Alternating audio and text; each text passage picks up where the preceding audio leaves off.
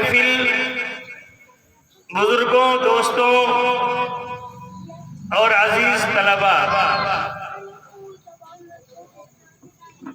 بعد نماز عشاء سے لے کر ابھی تک آپ حضرات جمع بیٹھے ہوئے ہیں، آپ کی محبتوں کو بہت بہت سلام۔ آپ کے گاؤں جہانگیر آباد میں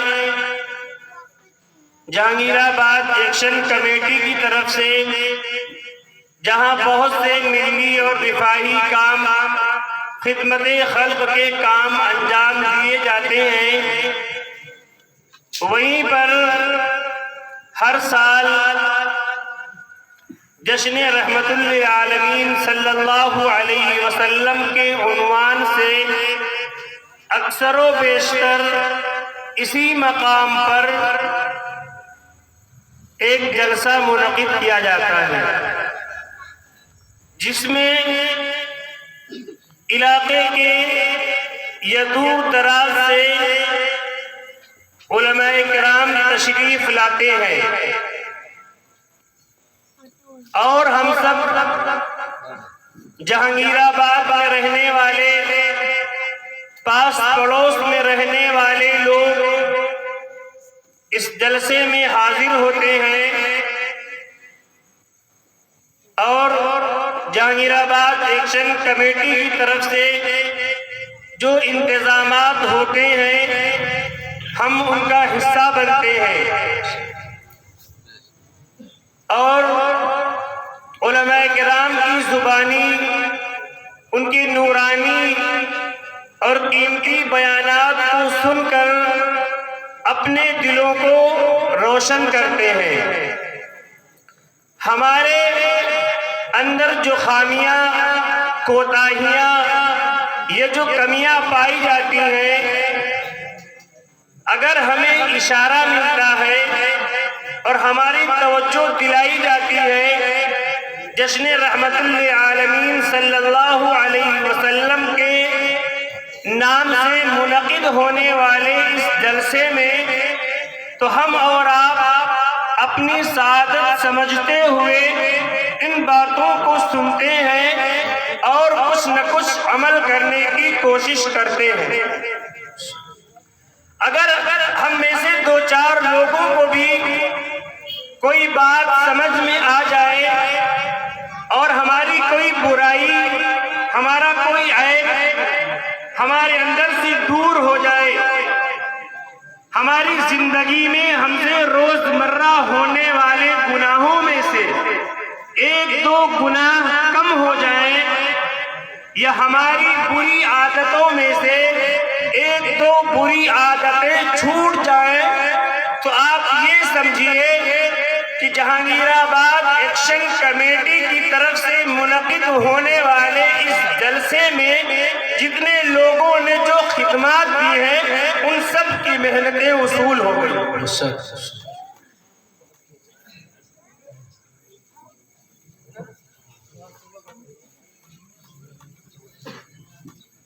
حضرات، ابھی ہمارے مہمان محترم غازی سر، جن کا پورا نام امیر عبداللہ سید غازی صاحب تھا، اپنے چند منٹ کے خطاب میں ہمیں یہ بتایا کہ ہم میں سے ہر ایک انسان، ہر ایک کے اندر کچھ نہ کچھ کمیاں، کچھ نہ کچھ کوتاہیاں ضرور ہوتی ہیں، اور ہم سب سرکار دو عالم، رحمت دو عالم جناب محمد رسول اللہ صلی اللہ علیہ وسلم کی امتی ہیں۔ پیارے آقا نے ہماری زندگی کے کسی بھی شعبے کو خالی نہیں چھوڑا جہاں پر ہمیں رہنمائی نہ ملتی ہو۔ ہم اگر بچے ہیں، بچپن کی حالت میں ہیں، تب بھی ہمیں رہنمائی ملتی ہے سرکار دو عالم کی زندگی میں، اور ہم اگر جوان ہیں تو ہم نوجوانوں کے لیے بھی رحمت دو عالم صلی اللہ علیہ وسلم کی زندگی آئیڈیل اور نمونہ ہے۔ ہم اگر شادی شدہ ہیں ہم اگر بیوی بچوں والے ہیں، ہم اگر تاجر ہیں، ہم دیہات کے رہنے والے ہیں، ہم شہر کے رہنے والے، کسی بھی شعبے سے ہم تعلق رکھتے ہیں، شرط یہ ہے کہ ہمیں سیرت کا پتہ ہو، ہمیں سرکار دو عالم صلی اللہ علیہ وسلم کی لائی ہوئی شریعت اور آپ کے لائے ہوئے احکامات کا علم ہو، تو اس دنیا میں زندگی گزارنا ہمارے لیے بہت آسان ہے۔ سب کے حقوق پیارے آقا نے بیان کر دیے۔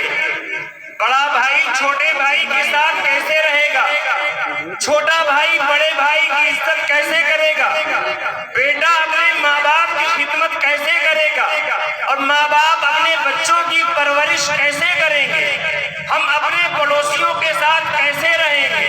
اگر ہمارے پڑوس میں ہمارے مسلم بھائی ہیں یا ہمارے پڑوس میں ہمارے غیر مسلم بھائی ہیں تو ان کے حقوق ہم پر کیا ہیں، ہمارا برتاؤ ہمارے غیر مسلم پڑوسیوں کے ساتھ کیسا ہونا چاہیے، ہمارا رکھ رکھاؤ، ہمارا ملنا جلنا ہمارے پڑوسیوں کے ساتھ کیسا ہونا چاہیے۔ پیارے آقا رحمت دو عالم جناب محمد رسول اللہ صلی اللہ علیہ وسلم نے جب پڑوسیوں کے احکامات بیان فرمائے تو فرمایا کہ جس کا پڑوسی تمہاری شرارتوں کی وجہ سے محفوظ نہ ہو، وہ تم سے ڈرا رہتا ہو، تم سے خائف رہتا ہو، ہر وقت سہما سہما رہتا ہو، تو تم کامل ایمان والے نہیں ہو سکتے۔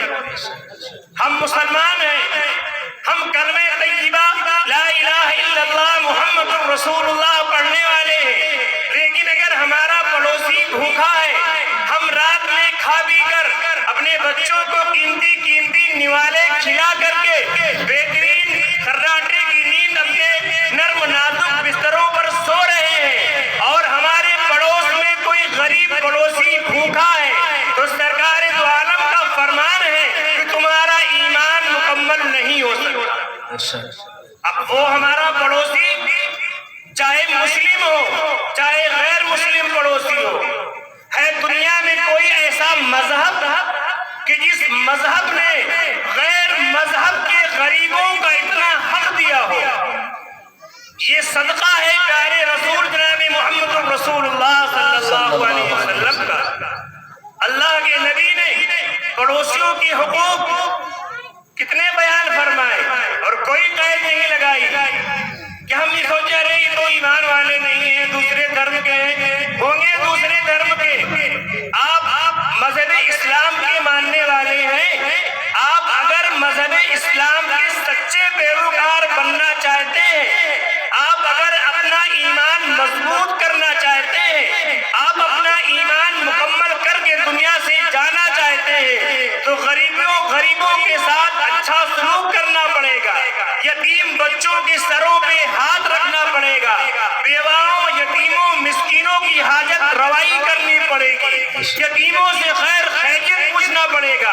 اللہ کے نبی نے فرمایا جب تم میں سے کوئی شخص کسی یتیم بچے کے سر پہ ہاتھ رکھتا ہے تو مدینے والے آقا نے فرمایا تم نے ابھی کچھ دیا نہیں ہے، تم نے اس یتیم بچے کی جیب میں 100 کا نوٹ نہیں رکھا، ابھی تم نے 2-4 نوالے 2-4 لقمے کھانا بھی نہیں کھلایا، ابھی تم نے اس کو 200 روپے کی چپل خرید کے نہیں دی، لیکن تم نے صرف کسی یتیم بچے کے سر پہ ہاتھ رکھ کر صرف یہ پوچھ لیا بیٹا کوئی ضرورت تو نہیں ہے، پریشان تو نہیں ہو، تم نے کسی یتیم کا حال پوچھا، تو مدینے والے آقا کا فرمان ہے کہ تمہارے ہاتھ کے نیچے جتنے بال آئیں گے اللہ تبارک و تعالیٰ تمہارے اعمال نامے میں اتنی نیکیوں کا اضافہ کرتا ہے۔ ہے کوئی مذہب ایسا، ہے کسی مذہب کی ایسی تعلیمات، ہے کوئی دنیا میں یہ باتیں بتانے والا، ہے کوئی یہ بتانے والا کہ اگر تم پڑوسی ہو، تمہارے پڑوس میں کسی کا انتقال ہو جائے،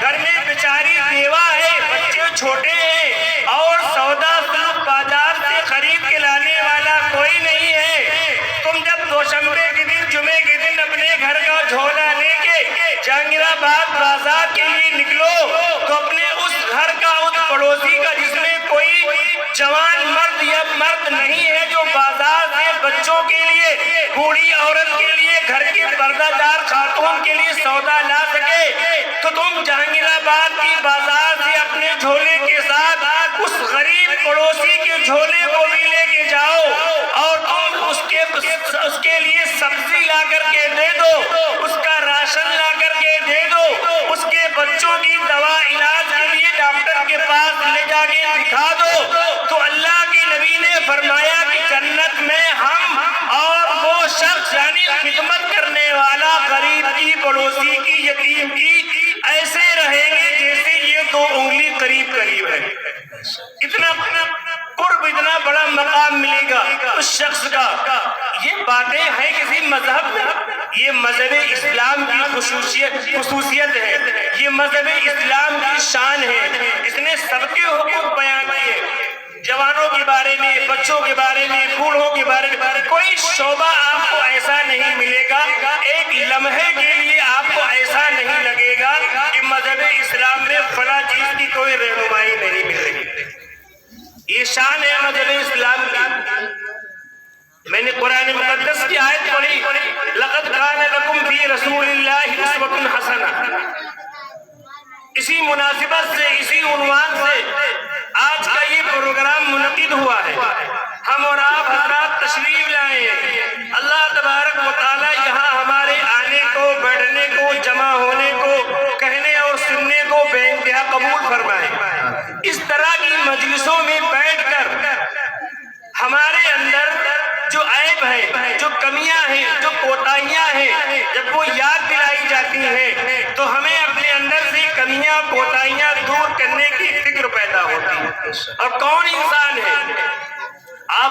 ہم اور آپ اپنے معاشرے کا، اپنے ماحول کا جائزہ لے لیں۔ آج ہمارے اندر کون سی برائی ہے جو پائی نہیں جا رہی ہے؟ کون سی برائی ہے؟ ہم ہر معاملے میں پستی کی طرف اور ذلت کی طرف دھکیلے جا رہے ہیں۔ روز مرہ ہمارے اندر نئے نئے قسم کے گناہ کرنے کا جذبہ پیدا ہو رہا ہے اور ہماری لت سی پڑ گئی، عادت سی پڑ گئی۔ اصلاح معاشرہ کے عنوان سے جلسے بھی ہوتے ہیں، پروگرام بھی ہوتے ہیں، جمعے کے دن مسجد میں بیان بھی ہوتا ہے، لیکن ہم اور آپ اپنے اندر کی کمیاں اور کوتاہیاں دور کرنے کی ذرہ برابر کوشش نہیں کر رہے ہیں۔ قرآن مقدس میں اللہ نے فرمایا، یا ایھا الذین آمنوا قوا انفسکم واہلیکم نارا، اے ایمان والو اپنے آپ کو اور اپنے بچوں کو جہنم کی آگ سے بچاؤ۔ کیا ہم نے فکر کی اس کے لیے؟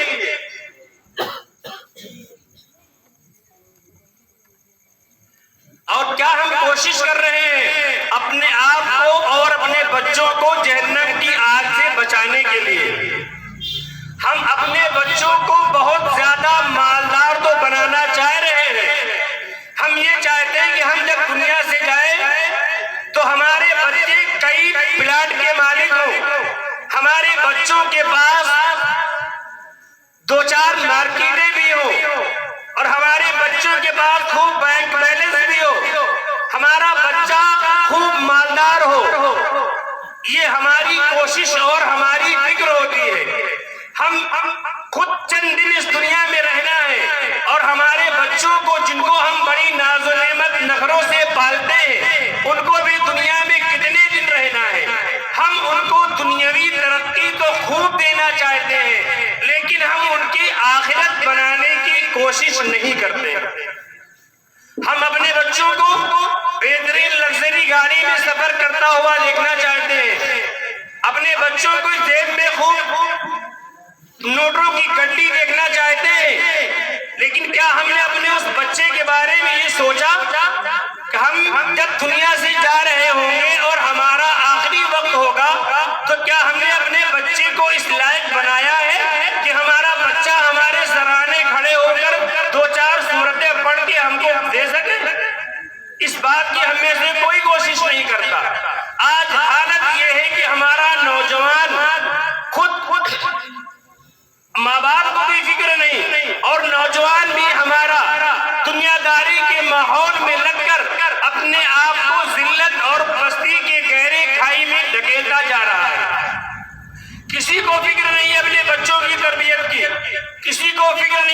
بچوں کی اصلاح کی. بچہ ہمارا رات میں 11 بجے 12 بجے 1 بجے گھوم کر کے آئے ہمیں کوئی پرواہ نہیں.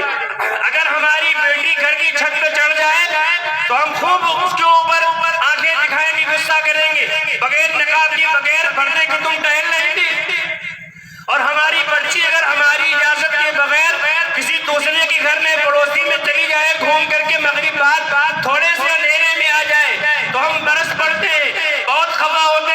تم کو عزت کا خیال نہیں ہے, تم بے غیرت ہو, تم کیسی بیٹی ہو, تم کہاں ٹہل رہی تھی. ہم اور آپ اپنے گھر کے ان نوجوان بچوں کو بھی اسی طرح سمجھائیں.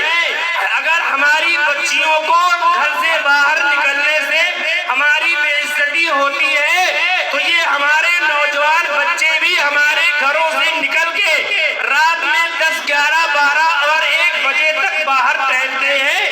یہ بھی دوسروں کی بچیوں کی عزت کی دھجیاں اڑا رہے ہوتے ہیں, یہ بھی دوسروں کے گھروں میں تاک جھانک کر رہے ہوتے ہیں. صرف بچیوں کو سمجھانے کی اور صرف ان سے اپنی عزت بچانے کی فکر نہیں, ہم اپنے نوجوان بچوں کی بھی اصلاح کی کوشش کریں.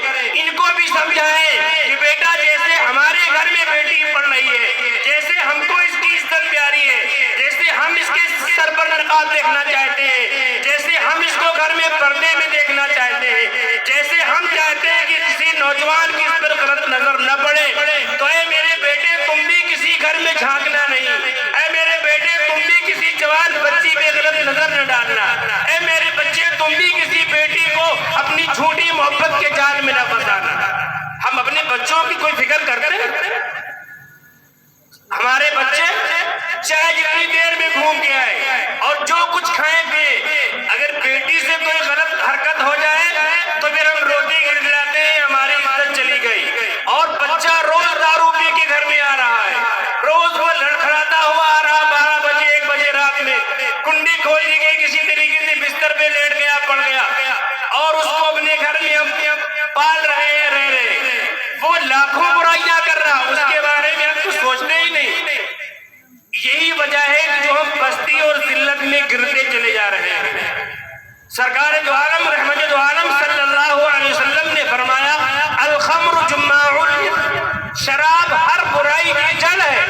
ہمارا نوجوان آج نام بدل بدل کر, اس کا نام بدل بدل کر خون دوڑنے سے پی رہا ہے. کبھی صحت بنانے کے نام پر, کبھی طاقت کے نام پر, کبھی انرجی کے نام پر یہ حرام کے لقمے گھونٹ اپنے گردن میں اتار رہا ہے. اگر اس کو پیتے وقت ہماری روح نکل جائے تو کلمے کے بغیر ہم دنیا سے رخصت ہو جائیں. یہ ہماری حالت, اور ہم نے اس کو برا سمجھنا ہی چھوڑ دیا. ہمارے گھر میں 4 بچے 3 بچے, اس میں سے ایک اسی لت میں ملوث ہے. ہم اس کو سمجھانے کی ضرورت ہی محسوس نہیں کرتے, اس کو بگڑا ہوا سمجھتے ہی نہیں ہے, ہم اس کے اوپر کوئی کوشش ہی نہیں کرتے. ہاں بچیوں کے بارے میں بڑے فکر مند رہتے, ان سے نہ کٹ جائے گی, ان سے بے عزتی ہوگی. اور یہ ہمارا بچہ جو 2-4 گھروں کی بے عزتی کروا رہا ہے, 2-4 گھروں کی عزت کو اپنے ساتھ میں ڈبو رہا ہے. محلے کے سمجھدار قسم کے لوگ اس سے پریشان ہیں. یہ گھر میں چھت کے اوپر ہاف پینٹ پہن کر چڈا پہن کر ٹہلتا ہے تو محلے کی باشعور عورتیں پردہ خواتین پریشان ہوتی ہیں, وہ شکایتیں بھی کرتی ہیں. ہم اپنے بچوں کو سمجھا نہیں پاتے کہ بیٹا تم اس حالت میں چھت پر نہ چڑھا کرو, جبکہ مرد کا ناف سے لے کر گھٹنے تک کا بدن کوئی کسی کو دکھا ہی نہیں سکتا. بہت مجبوری ہو, بیمار ہو تو ڈاکٹر کے پاس جائیں, وہ دیکھ سکتا ہے. کوئی مرد بھی اپنے مرد ساتھی کا بدن ناف سے لے کر گھٹنے تک نہیں دیکھ سکتا. تو جو ہمارے نوجوان دروازے گھر کے باہر سرکاری نل پر انڈر ویئر پہن کر نہاتے ہیں, اپنے گھر میں بڑی بہن بھابھی اور ماں کے سامنے گھر میں غسل خانے کے باہر چڈی پہن کر نہاتے ہیں, خود بھی گنہگار ہوتے, اپنے گھر کی ماں بہنوں کو بھی گنہگار کرتے. ان برائیوں کی طرف ہمارا دھیان ہی نہیں, ان کو ہم برائی سمجھتے ہی نہیں. تو میں چند منٹ آپ سے باتیں کروں گا, چونکہ ہمارے استاد محترم جن کے بیان کو سننے کے لیے آپ حضرات تشریف لائے ہیں, حضرت تشریف فرما ہے. انشاءاللہ آپ حضرت کے خطاب عالی کو سماعت کریں گے. میں نے جو آیت پڑھی کہ یا ایھا الذین آمنوا قوا انفسکم واہلیکم نارا، اپنے آپ کو اور اپنے اہل و عیال کو جہنم کی آگ سے بچاؤ۔ اس کے لیے ہم کو اپنے بچوں کی بچپن سے فکر کرنی پڑے گی، بچپن سے ان کی تربیت کرنی پڑے گی۔ ہم اپنے بچوں کو کچھ بھی پڑھائیں، ڈاکٹر بنائیں، انجینئر بنائیں، پروفیسر بنائیں، کچھ بھی پڑھائیں، لیکن اپنے بچوں کو اتنا قرآن ضرور پڑھائیں کہ ہمارے مرنے کے بعد ہمارا بچہ ہماری قبر پر کھڑا ہو کر دو چار سورتیں پڑھ کے ہم کو بخش دے۔ لیکن ہم تو اس خوشی میں رہتے ہیں کسی کا انتقال ہو جائے گا تو مدرسے فون کر دیں گے، قاری صاحب 15 بچوں کو بھیج دیجئے قرآن خوانی کروانا ہے۔ یہ بھی بڑی عجیب سی رسم چل پڑی، باقاعدہ اس کے لیے بہت پریشر بنایا جاتا ہے، بہت زور دیا جاتا ہے، نہیں 15 بچوں کو بھیج دیجئے، 20 بچوں کو بھیج دیجئے، قرآن خوانی کروانی ہے۔ کیوں اسے قرآن خوانی کروانی؟ آپ تھوڑی دیر کے لیے سوچو تو، اگر آپ کے بھائی کا یا آپ کے ابا کا یا ہمارے ابا کا ہمارے بھائی کا انتقال ہوا ہے تو ان کی میت کے سامنے کھڑے ہو کر دیکھ کر کے ہم کو جو افسوس ہوگا، جو تکلیف ہم کو ہوگی، وہ آپ کو کیوں ہوگی؟ تو اپنے ابا کے انتقال کے بعد جس درد کے ساتھ اور جس محبت کے ساتھ، جس غمگین اداس دل کے ساتھ ہم پڑھیں گے اور ہم اپنے ابا کی مغفرت اور بخشش کی بھیک مانگیں گے، آپ کے ابا کے انتقال پر ایک کرائے کے بچے آ کر اس درد کے ساتھ پڑھیں گے؟ نہیں پڑھ سکتے۔ میں اپنا تجربہ بتاتا ہوں آپ کو، اور ہم بھیجیں نا تو آپ 200 روپے کی رسید کٹ دی، چندہ کیسے دیں گے؟ پھر بقرعید میں کھال مدرسے آپ کیسے بھیجیں گے؟ پھر رمضان میں چندہ آپ بند کر دیں گے۔ اور بعض حضرات تو بڑے سمجھدار، وہ کہتے ہیں اچھا ایسا کرو قاری صاحب جمعے کی دن بھیج دو بچوں کو۔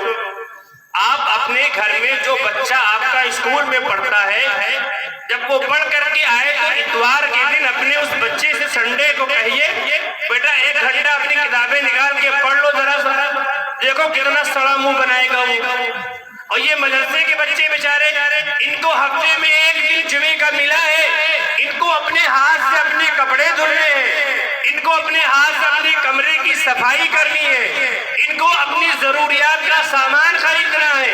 اب یہ بیچارے جمعے کے دن پڑھنے کے لیے قرآن خوانی کرنے آپ کے گھر تشریف لائیں، اور اگر قاری صاحب نہ بھیجیں چندہ بنا اور ہم بچوں کو کہتے ہیں جاؤ بیٹا، اب یہ بیچارے ہم سے کیسے انکار کریں؟ یہ ڈر کر کے بیچارے گلے سہمے آتے ہیں۔ ان کی نیت ہی یہ نہیں ہوتی ہے کہ ہم اخلاص کے ساتھ محبت کے ساتھ قرآن پڑھیں گے۔ جب یہ صحیح نیت کے ساتھ قرآن پڑھتے ہی نہیں ہیں تو پڑھنے کے بعد یہ آپ کے ابا اور بھائی اور اماں کو کیا بخشیں گے، کیا اس کا ثواب پہنچائیں گے؟ ہم سمجھاتے ہیں آپ کو کہ آپ نام بتائیے اپنے ابا کا، مدرسے میں 100-125 بچے ہیں، ہم سب سے پڑھوائیں گے پھر آپ کو بخشوا دیں گے۔ اس پہ آپ کو بھروسہ نہیں، وہ آپ کو سمجھ میں نہیں آتا۔ آپ بچوں کو گھر پہ بلائیں گے تبھی پڑھوائیں گے، اور بڑی خاطر مدارات آپ برا نہ مانیے گا، سب لوگ ایسے نہیں ہیں، نہ میں صرف آپ ہی لوگوں کو کہہ رہا ہوں، عام بات یہ کہہ رہا ہوں، مدرسے کے بچوں کو بلاؤ، قرآن خوانی کراؤ، اس کے بعد میں وہی 20 والا بسکٹ اور محض دال موٹ اور بہت احسان کرو تو وہ پیلے والے لڈو جو اب مزدور بھی نہ کھائیں، بس وہی لڈو 2 لڈو دے دو، بہت خوش، ہم نے ناشتہ کرا دیا اور یہ کرا دیا وہ کرا دیا، بڑا احسان کر دیا اور بھیج دیا بچوں کو۔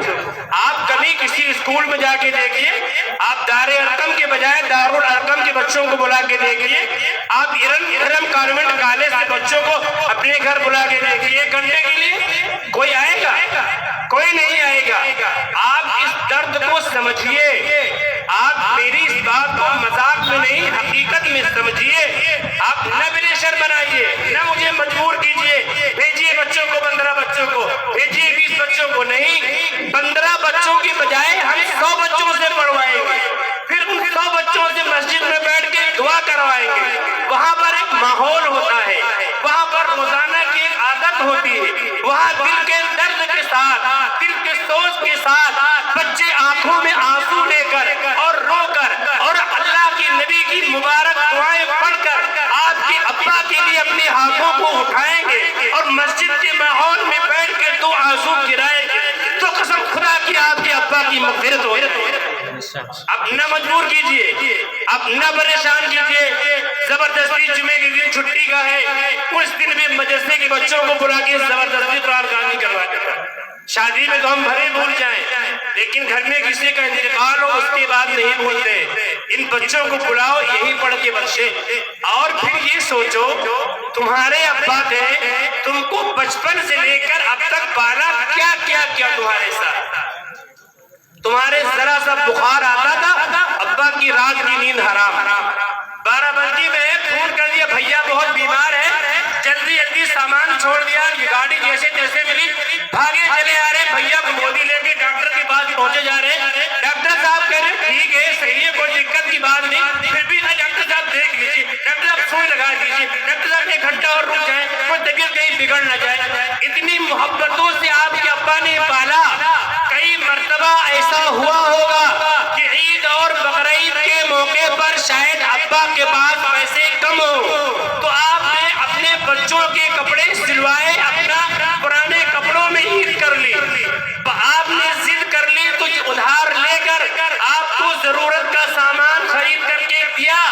اب بڑے ہونے کے بعد تمہاری شادی کر لی، محنت مزدوری کر کے اپنی پوری جوانی مٹا دی اس میں۔